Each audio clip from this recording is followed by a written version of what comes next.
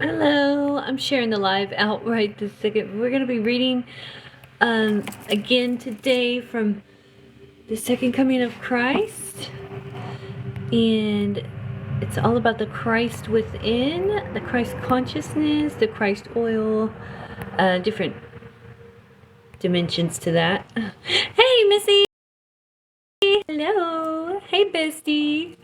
Did you see the reading I did with your cards? I just posted it like a few minutes ago. I tagged you or mentioned you or something. But we're going to pick up where we left off yesterday. Thank you so much for the cards. I love them. And thank you for everything. Thank you for the jewelry. Yay! I want to mention... We can wait for... We'll wait. Actually, I want a couple of girls that were in here yesterday to see your stuff that you sent me. So I'm going to wait a minute. Because I'm sure they'll be here. Did I share it to her? Let me make sure. She should have been. Ooh, maybe not. Let me find her. Well, shoot. I'm going to search for it real quick. No results found. I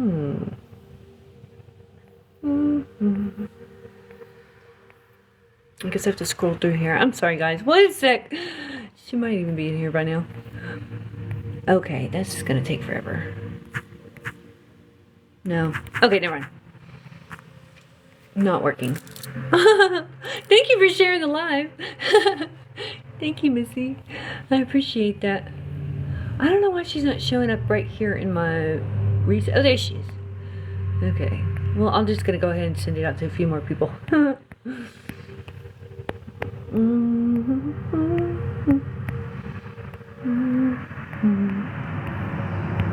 Welcome in, guys. Sorry. There we go. Okay. Now, we left off... I just started in the middle because I wanted to go to this particular chapter. But we left off... This is in chapter 14 of volume 1.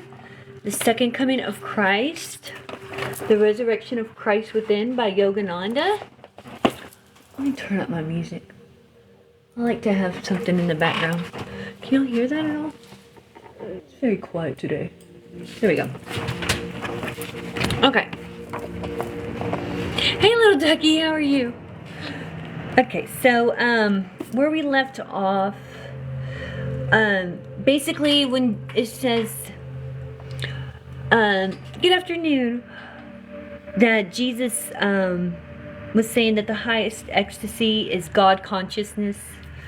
The most advanced masters can be fully conscious of God and not know any signs of the body being transfixed. So basically they can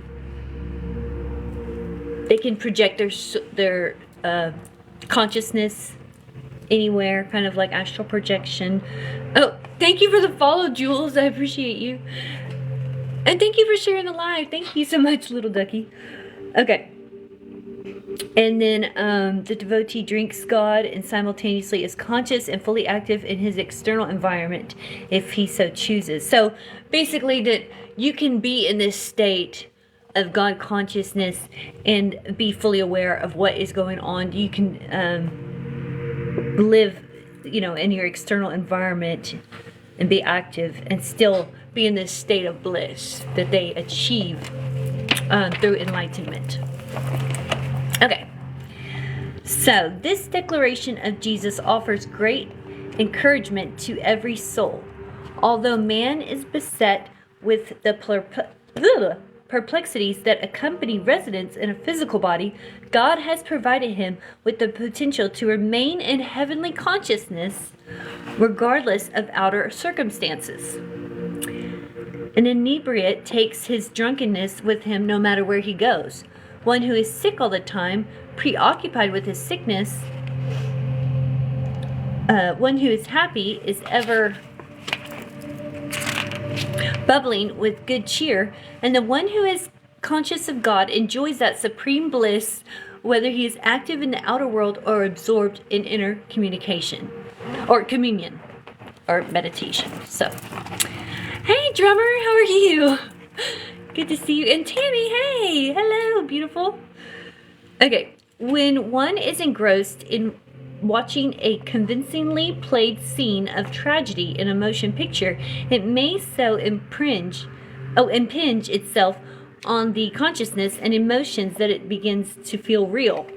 So we all know that, when we're watching something, well, I've experienced that where you almost feel like you're in the scene of the movie.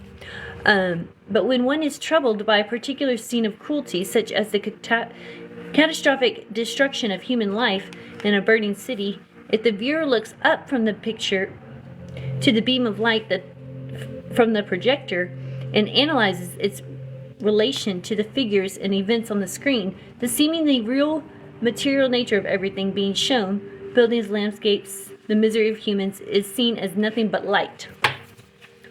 So basically, everything going on around you,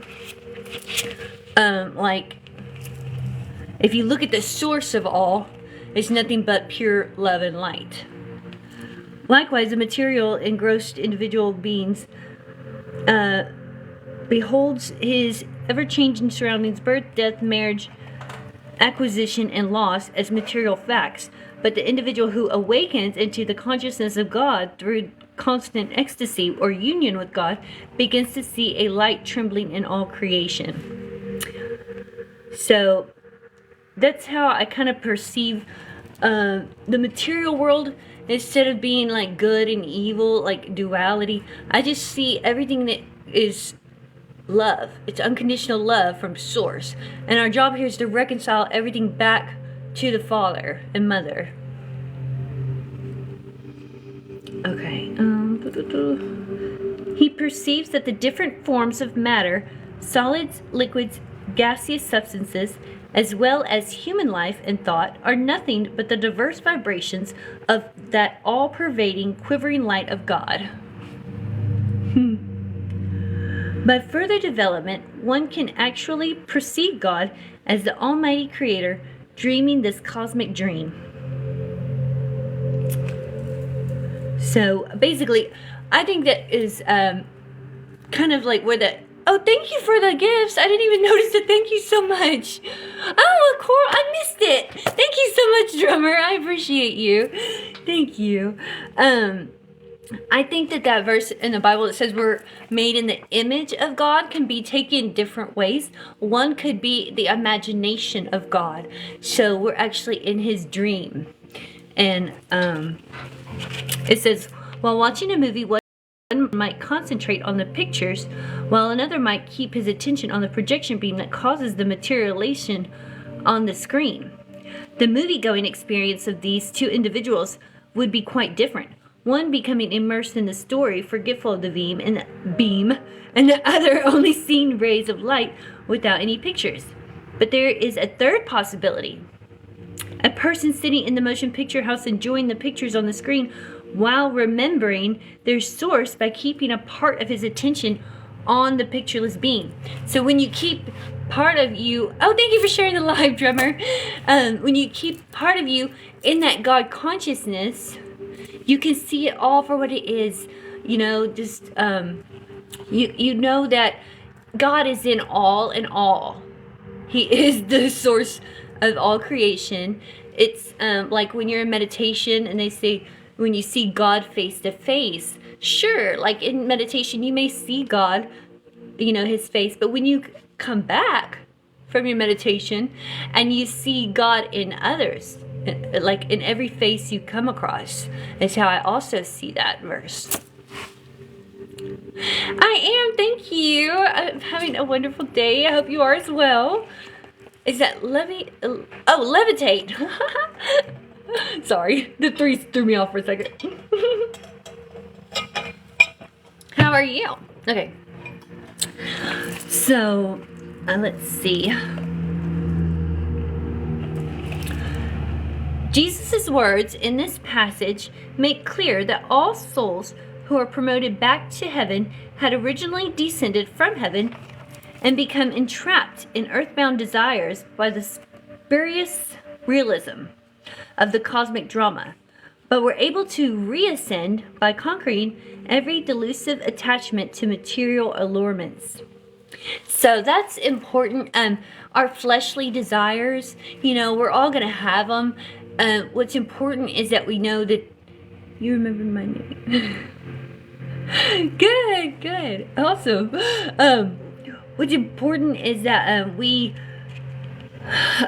like some people call it like ego death, or it's just a balance. Basically, I don't like to say death, but we have to keep our ego in check. You know, in the Bible, the scripture that says like pick up your cross daily. It's a daily reminder to, you know, you're in this world, but not of this world. You know.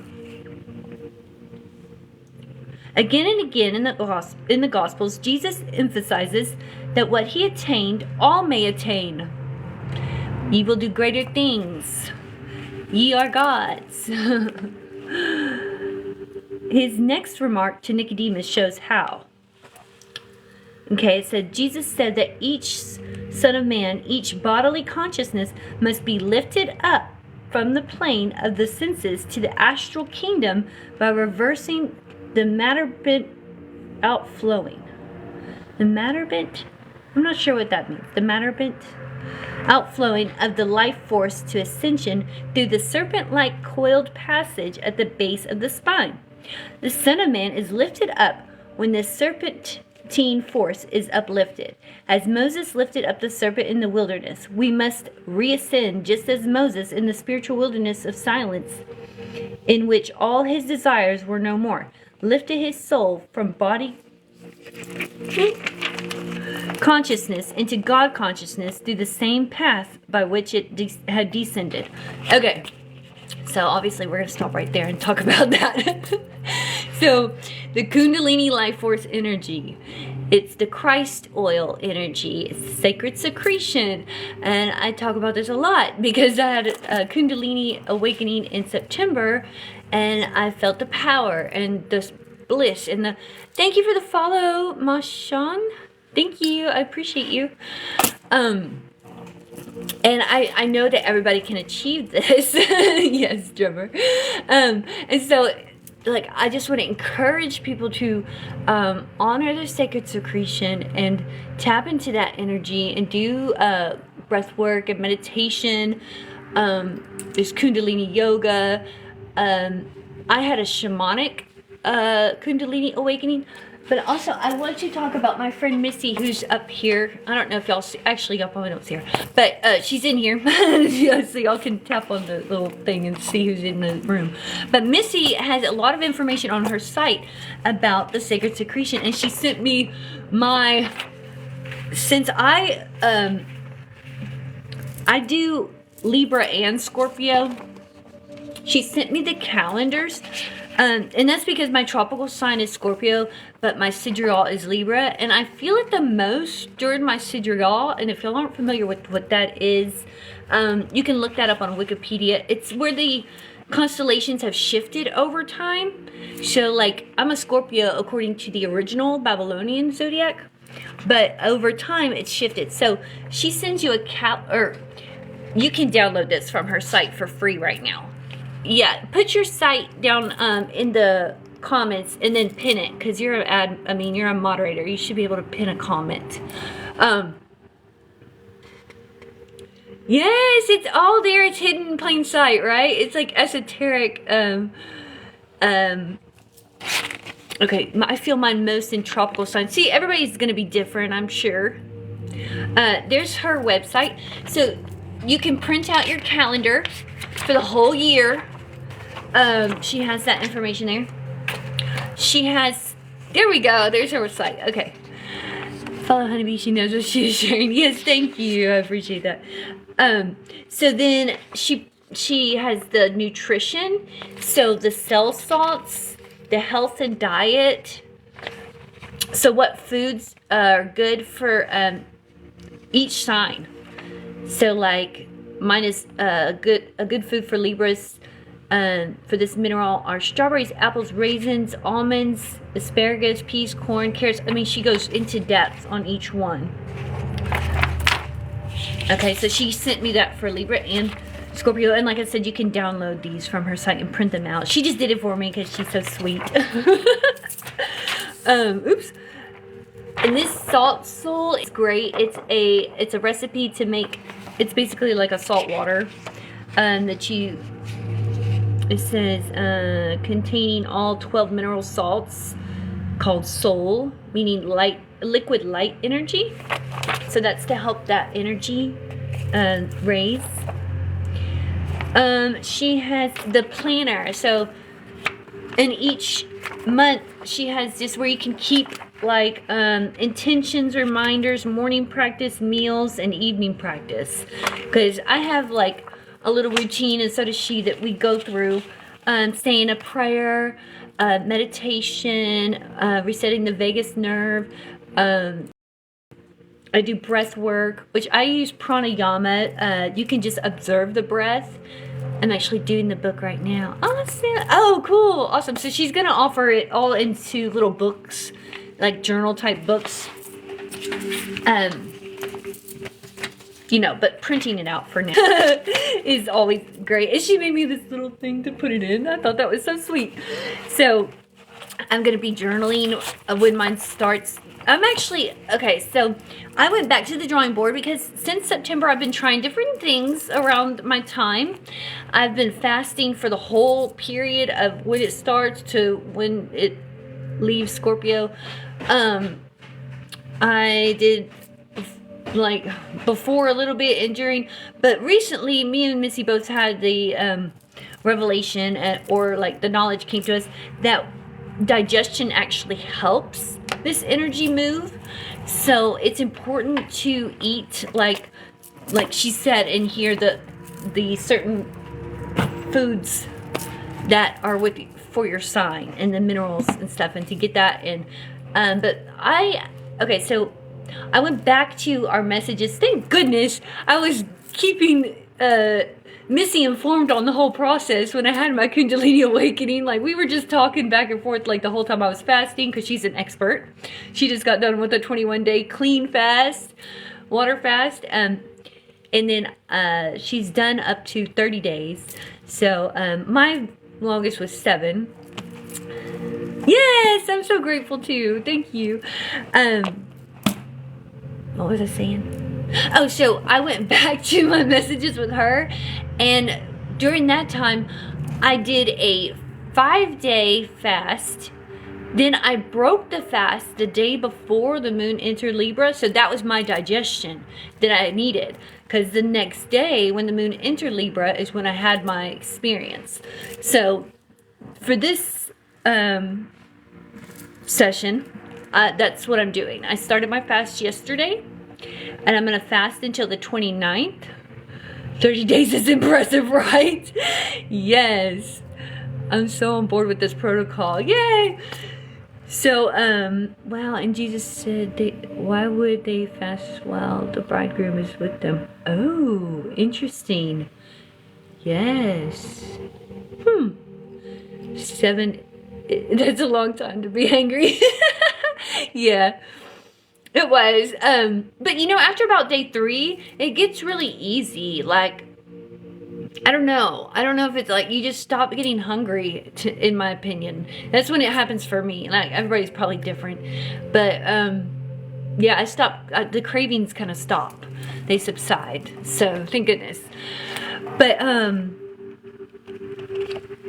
oh yeah, so I'm going to break the fast on the 29th, and then the moon enters Libra on the 30th, so I will start again that day, because it's actually in the middle of the night at like 2. So I'll just eat one meal on the 29th, and I'm going to eat the same meal that I did back in September. I'm just trying to do everything the same, exactly, pretty much is how I did it then. Just to see, because there was a lot of things going on astrologically at that time, and again right now we have a lot of things going on astrologically. So I may even take some plant medicine like I did before. Like I said, I had a shamanic Kundalini awakening, so I was outside like chanting and dancing and singing, and when it happened I was on a little bit of mushroom candy. But anyways, let's get back to reading. This is the second coming of Christ, if you're just joining. Okay, so that is the God consciousness energy that he's referring to here, like I said, that's lifting up the serpent, the Kundalini force at the base of the spine. That's what Moses was, or that's what the scriptures were referring to. Okay. So, as explained earlier, man's physical, astral, and causal bodies are tied together and work as one by a knotting of life force and consciousness in the 7 cerebrospinal centers, your chakra centers. In descending order, the final tie is a coiled knot at the base of the spine, preventing the ascension of consciousness into the heavenly astral kingdom. Unless one knows how to open this knot of astral and physical power, the life and consciousness remains attracted to the mortal realm, emanating outward into the body and sensory consciousness. Most energy moves through space in a spiral form, like the Fibonacci sequence. A ubiquitous motif in the macrocosmic and microcosmic architecture of the universe. Beginning with galactic nebulae, the cosmic birth cradle of all matter, energy flows in coiled or circular or vortex-like patterns. And so that's why the energy wheels inside of you, the chakras, are spiraling. And that energy spirals up the spine, the Kundalini energy.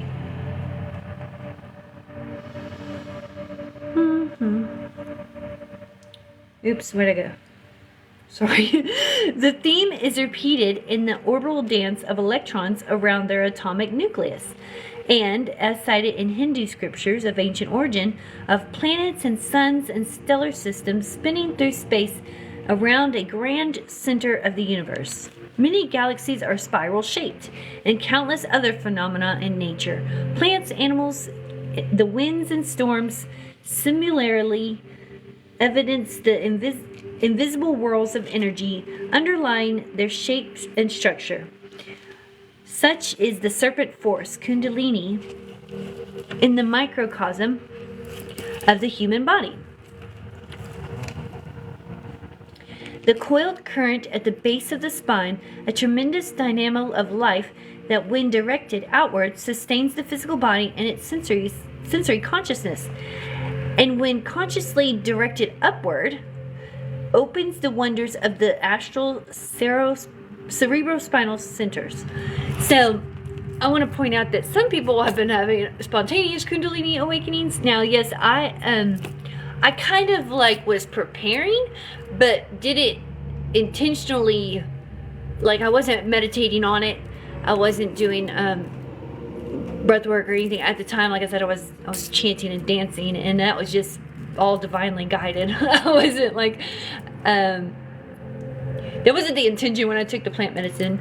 It was just to have some type of spiritual awakening experience. But mine smacked me out of nowhere in 2016. I went a little nuts. Yeah. So that seems to be happening more and more. The veil is thinning, so more people are waking up spontaneously.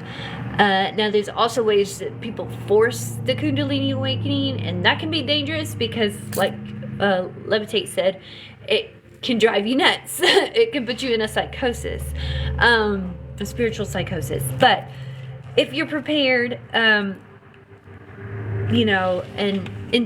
set that intention with the breath work, you can follow the energy with your mind's eye, during meditation, as a light that's traveling up and down the spine. How do you know when you're ready? I feel like as long as you're preparing each month, you're gonna be ready. I think that everything happens in divine timing. So as long as you're not forcing it, you'll be prepared when it happens. God will make sure of that, I think. Now, it can make you a little bit like I was a little confused at first, but it gave me so much spiritual bliss, and just I felt so powerful and confident afterwards that kind of, but I actually had a kind of I integrated with Hecate, who is a Greek goddess and also an incarnation of the Divine Mother. So that was like a whole nother experience that went along with my Kundalini awakening that most people, or not most, but a lot of people I have spoken with have not had the integration. But then I've heard of people that actually have experienced that, and it's because the veil is thinning and these deities want people to work with here. And that's how they are honored and remembered, is when we, you know, we carry out their legacy here. So, yeah, that was interesting. Let's see, what was the question? How do we know? Okay, so I think, like I said, you'll be divinely guided and everything will happen in divine timing. Connecting to source is a lot. You're feeling everything, everyone, past, present, future, balance. Yes, I think that's, yeah, I've had 3, like, we are gods, practice your own energy. Yes, yes.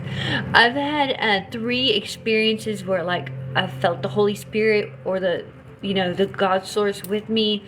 One was a vision. One was when I actually saw through a wall. And I felt like that was a gift. You know, I was being, like, shown that maybe I can develop the gift of remote viewing. And then it was this Kundalini awakening experience where I felt the power of God within me. So thank you for the follow, JC Light. I appreciate you.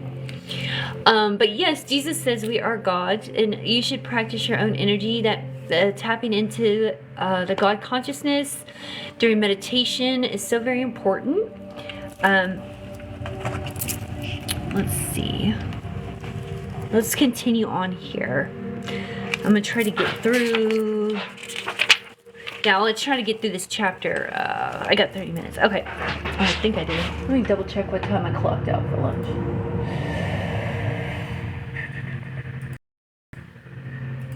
Did I clock out? Yeah. Oh, no. Okay. Oh. No, I don't want to go to a live with nobody. Okay. When the soul in its subtle sheaths of causal and astral bodies enters physical incarnation at the time of conception, the entire body grows from the seed cell formed from the united sperm and ovum, beginning with the first vestiges of the medulla oblongata, brain, and spinal cord. From its original seat in the medulla, the intelligent life energy of the astral body. Hold on 1 second. Let me let my dog in. She's scratching at the door. It's gonna distract me. Come on, Zena. No, not you, Goomba. Goomba will be all over me. She's a lover. Okay. I'm back. Alright, where was I?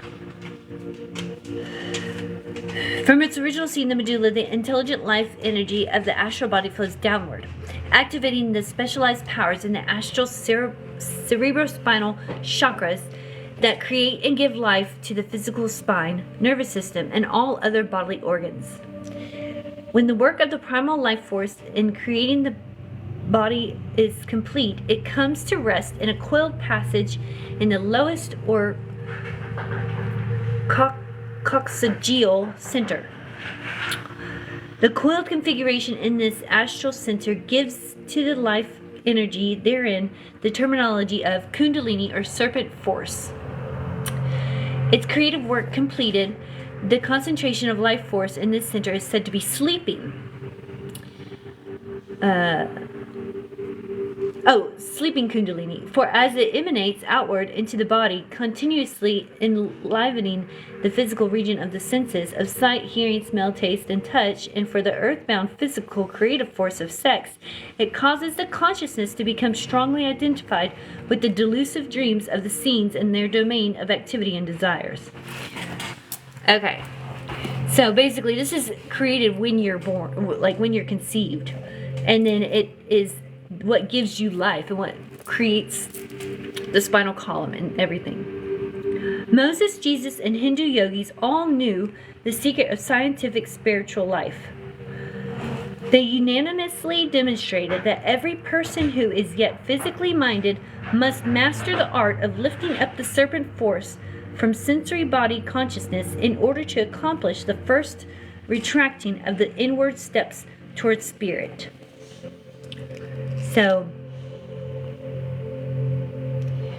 raising this energy is crucial to accomplish the inward steps towards spirit, which to me is ascension.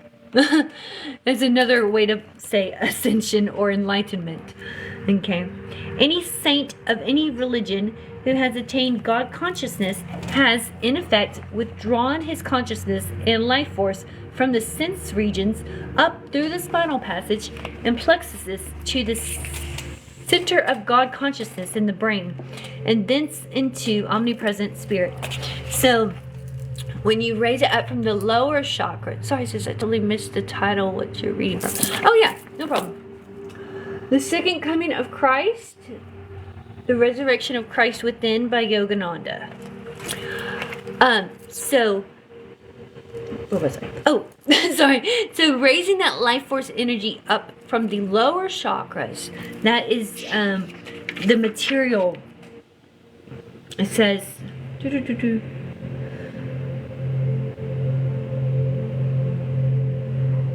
he says the sensory region. So, the material world. But oh, awesome! I didn't realize. Yes, no problem, no problem. So raising that energy up through, and I call them like your earthly kingdom and your heavenly kingdom are the upper chakras. So when you raise that energy, and there's a seed produced in the solar plexus that drops down to the sacral. And then when you raise that seed back up to the crown, that's your God consciousness. Okay.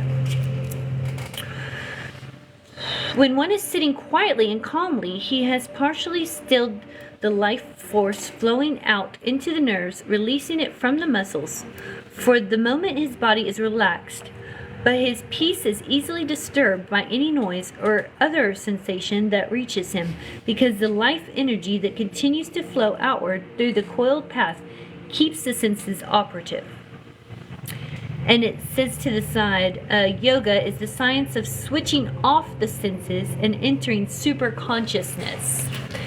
So that's important in practice meditation. And he taught Kriya Yoga, and so that is when it's when you meditate as well during the yoga, and you can, like I said, concentrate on that energy raising up through the chakras, and you can feel a subtle vibration when it's activated.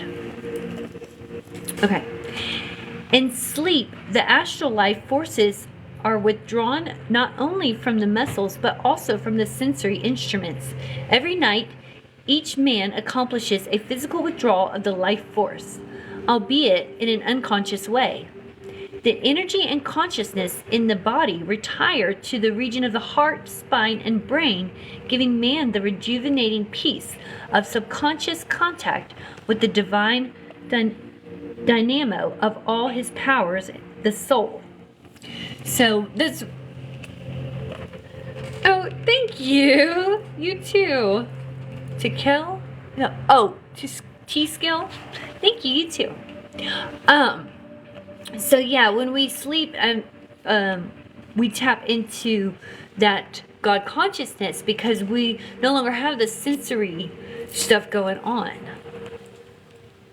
It says, why does man feel joy in sleep? We feel so good when we get up. We're so rested, and because when he is in the stage of deep, dreamless sleep, unconscious of the body, physical limitations are forgotten, and the mind momentarily taps into a higher consciousness. The astral realms. Okay.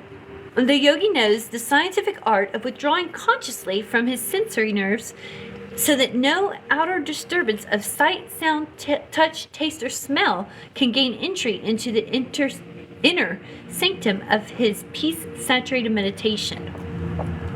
When you're deep in meditation and you come out and you feel like you're still kind of in that trance, you're still like high off God. Soldiers posted for days on the front lines are able to fall asleep despite the constant roar of battle. because of the body's mechanism of unconsciously withdrawing the energy from the ears and other sensory organs. The yogis reasons that this can be done consciously. The yogi reasons that this can be done consciously.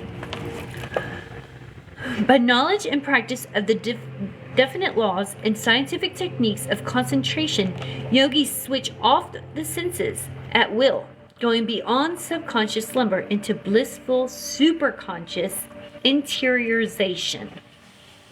Hey, Oscar. So going within, they can shut off all the material world and the sensory consciousness and go beyond that.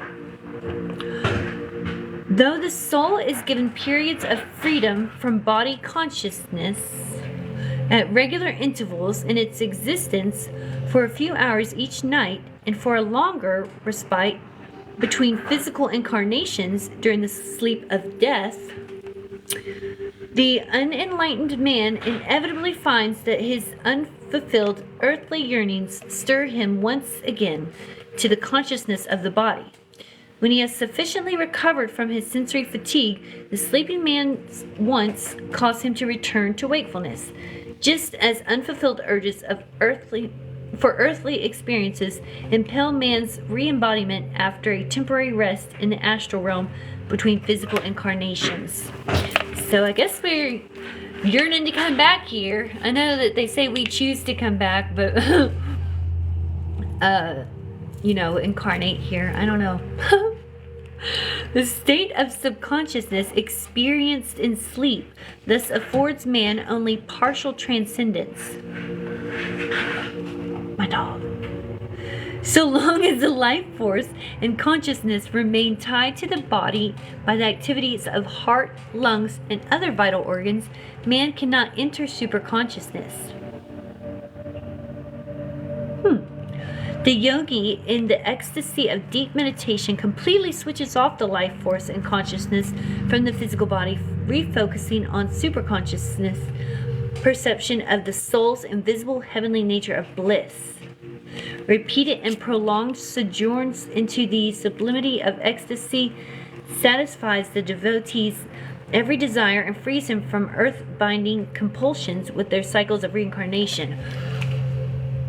Interesting. So they shut off. I have heard that when they go into deep meditation, that they can shut off and completely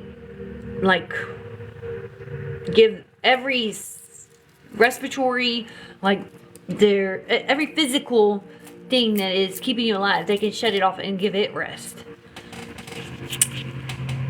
The heart, lungs, and other vital organs.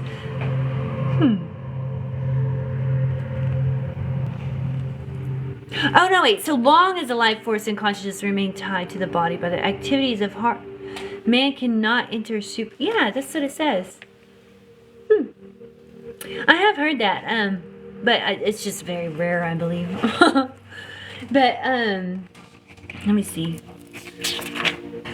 I'm not going to be able to finish this because I'm gonna go as long as I can, though. I got about 5 more minutes. Whoever cynically thinks that seeking spiritual progress in meditation is a waste of time should reflect on the consummate benefits of being able to lift the consciousness into the elevated states of superconsciousness. In sleep, all the dualities and miseries of physical existence are forgotten. Indeed, the whole world vanishes into the invisible vastness of subconscious peace. If one learns to produce that mental freedom consciously and at will in samadhi, then when afflicted by suffering or confronted by death, he is able to transfer his consciousness to the boundless inner kingdoms of bliss, which is secreted behind the wakeful and subconscious minds, even as the misery-quelling subconsciousness of sleep is hidden behind the conscious mind. So you've heard of also people who have it says near-death experiences and stuff. If they're severely injured, they've entered this super consciousness. Every human being has learned to enter superconsciousness in sleep, and everyone can likewise master the art of superconsciousness ecstasy with its infinitely more enjoyable and restorative experience than can be gleaned from sleep. That higher state bestows the constant awareness that matter is the frozen imagings of God, as in sleep our dreams and nightmares are our own ephemeral thought creations. Condensed or frozen into visual experiences through the objectifying power of our imagination. A dreaming person does not know that a nightmare is unreal until he wakes up. So also, only by awakening in spirit, oneness with God, and samadhi, can man disperse the cosmic dream from the screen of his individualized consciousness. Ascension in spirit is not easy, because when one is conscious of the body, he is in the grip of his second nature of inconsistent moods and habits. Without timidity, one must vanquish the desires of the body. A body-bound son of man cannot ascend to heavenly freedom just by talking about it. He has to know how to open the coiled knot of the Kundalini life force at the base of the spine in order to transcend the confinement of the fleshly prison. So yeah, ascension in spirit. This is, in my opinion, the path to ascension, or the path to enlightenment. In order to ascend from this earthly realm, we need to be able to meditate and activate this energy inside of us. Every time one meditates deeply, he automatically helps to reverse the life force and consciousness from matter to God. If the current in the astronaut at the base of the spine is not lifted up by good living, good thoughts, meditation, then materialistic thoughts, worldly thoughts, base thoughts are emphasized in one's life. So basically, you program your reality. This is the second coming of Christ, the resurrection of Christ within by Yogananda. So basically, you're programming your reality. So by meditating on God consciousness and then you're going to see that in your life. But when you think of materialistic things and other worldly desires, you may get that, but you're also going to get it's duality, so you're going to get both of this world. With every good act man performs, he is ascending to heaven, his mind becoming more focused at the Christ center of heavenly perception. With every evil act, he is descending into matter, his attention captivated by the phantoms of delusion. Hey James, how are you? You thought so? Yeah. Okay, let's see. The true meaning of Kundalini awakening is little understood. Ignorant teachers often associate Kundalini with sex force and enshroud it in mystery to frighten neophytes about the danger of awakening this sacred serpentine power. To confuse the awakening of Kundalini with the arousal of sex consciousness is an extremely ridiculous and wholly corrupt conception. On the contrary, in Kundalini awakening, the yogi's life force is withdrawn from the sensory nerves, particularly those associated with sex, giving him absolute mastery over sensory and sexual temptations. And yeah, it is, called the life force energy. It comes from that reproductive area. Oh, thank you, Ken. I appreciate you. And I did feel like a sense of like flirtiness, I guess you would say. But I wasn't like tempted to do. I've been celibate for a very long time. And it says common fallacies about Kundalini awakening. To think that this Kundalini life force can be easily awakened or roused by accident is another fallacy. Awakening the Kundalini force is exceedingly difficult and cannot be done accidentally. Well, I think at this time when he was writing this, that was true. I think with the Great Awakening and the Age of Aquarius and just the veil thinning, we are seeing more spontaneous Kundalini awakenings. So it can happen accidentally. I didn't intentionally, I kind of did, but I didn't. Yeah, I was prepared for mine, but I wasn't like in a state of meditation and raising that. I was just having a good time, I thought. The plant medicine and tapping into the divine. It takes years of concerted meditation under the guidance of a competent guru before one can dream of releasing the heavenly astral body from its bondage to physical confinement by awakening the Kundalini. Okay, well, that's true. Now, it will take, to leave this realm, I think it's what he's saying,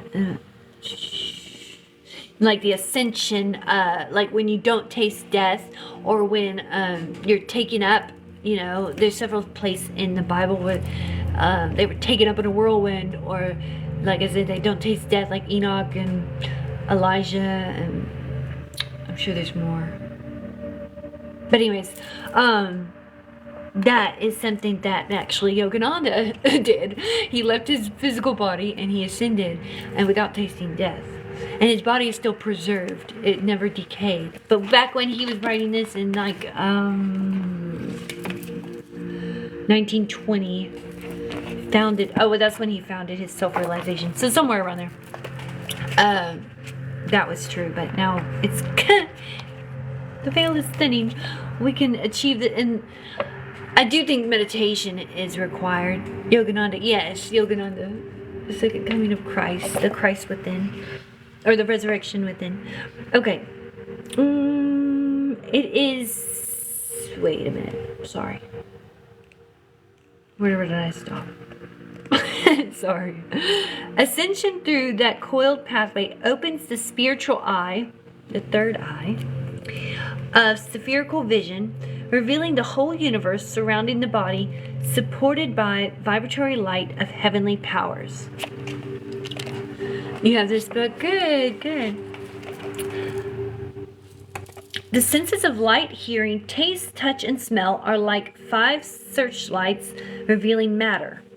As the life energy pours outward through those sensory beams, man is attracted by beautiful faces or captivating sounds or enticing scents, flavors, and tactual sensations.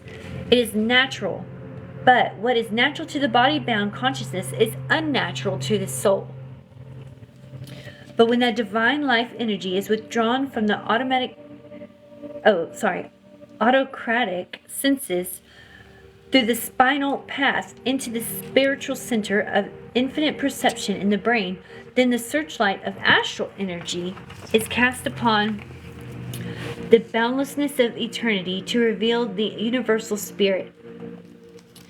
The devotee is then attracted by the supernal, supernatural, the beauty of all beauties, the music of all music, the joy of all joys.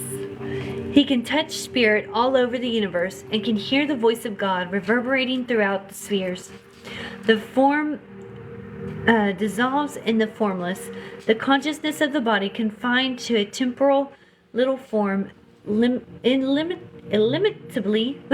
expands into the formless, ever-existing spirit. So I love that. The music of all music, the joy of all joys. In the spheres, the voice of God reverberating throughout the spheres. So there's like the chakras are also like different notes. They're different. There's so many different things that are associated with them. The music of the spheres. Jesus explains that whosoever believes in the doctrine of lifting the bodily consciousness, Son of Man, from the physical to the astral by reversing the life force through the coiled passage at the base of the spine will not perish, that is, be subject to mortal changes of life and death, but will gradually acquire the immutable state, Christ consciousness, the Son of God. So we start off as Son of Man, like Jesus, and we can become the Son of God through Christ consciousness. And that is the end of that chapter. So we did it. I'll pick another one. I will be uploading this to my YouTube. We started it yesterday and then wrapped up. This was chapter 14 in volume 1. So, yes, it's a process that, we can all achieve. Now, is it easy? No. Are we going to do it in this incarnation? Probably not. But, I have had a Kundalini awakening, but I feel like in order to master it is the Ascension, protocol. So hopefully I don't forget next time. I think every time we remember more and more. Yeah. But does anybody have any questions about the Kundalini energy, the sacred secretion, the Christ oil energy?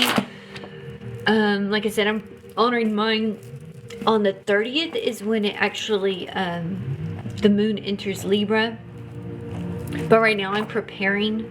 So I'm doing my fast, my meditations, yoga, breath work. I practice pranayama breath work. Yogananda practiced and taught Kriya Yoga. So I suggest that. But basically just tapping into that God consciousness through meditation. And then you can follow that energy and you can feel it as like a subtle vibration. You can imagine it as a light moving in a spiral as you breathe up, coming up, and as you breathe out, going down. Thank you, James. But yeah. So, I'm going to see y'all on Monday and we'll pick another chapter to read. And on Sunday, I'll be doing my energy healing. So if y'all want to work and align and balance the chakras, I do that with tuning forks and crystal energy healing. So, and I may be doing live readings throughout the weekend and jewelry. We started some pieces. So we're going to be finishing up this bracelet, moonstone bracelet this weekend, and a ring, a moonstone ring that I started. So I love you all. Ginger. Hey.